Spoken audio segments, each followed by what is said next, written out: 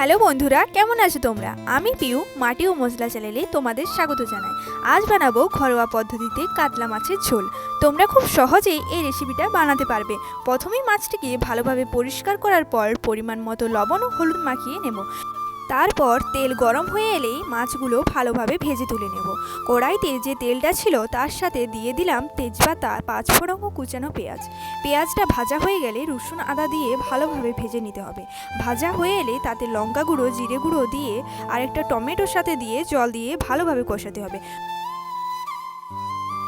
মশলাটা কষানো হয়ে এলে আগে থেকে সেদ্ধ করে রাখা আলু দিয়ে আবার কষাতে হবে।